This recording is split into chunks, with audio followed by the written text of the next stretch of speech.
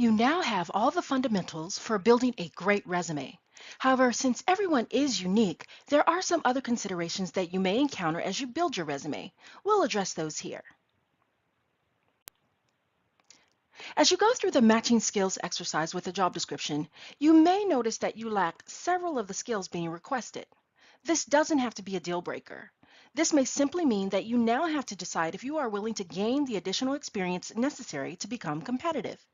If your answer is yes, then you should consider doing volunteer work, internships, special projects at your current work, or contract work.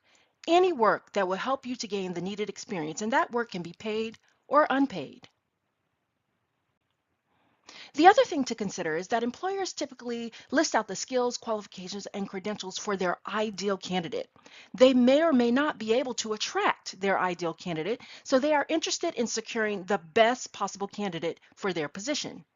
A good rule of thumb is if you have about 50 to 60% of what they are requesting, you may have a chance. And so if all other factors are in place, consider applying.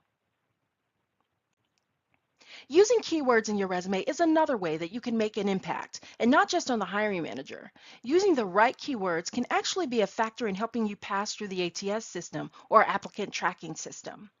With this in mind, you want to keep the skills section focused on concrete, technical, industry, and role-related skill sets. You should also be prepared to provide evidence of your use of these skills in more detail within your experience section.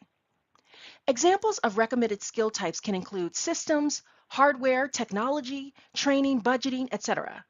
As always, the skills you list should be relevant to and useful for the specific position you are applying to.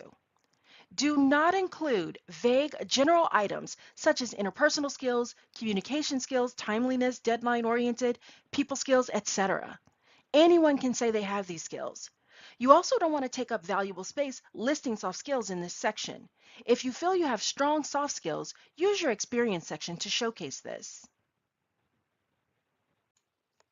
We touched on this in step 2. However, when you have a mixed bag of experience, you want to bring the relevant experience to the first position.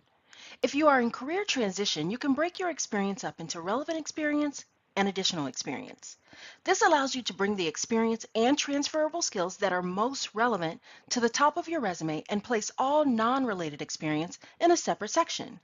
This helps to keep the hiring manager's attention a bit longer as they consider the best candidate. There may be other slight adjustments or exceptions depending on your unique circumstances. So if you have a question, make sure and contact a WGU career specialist.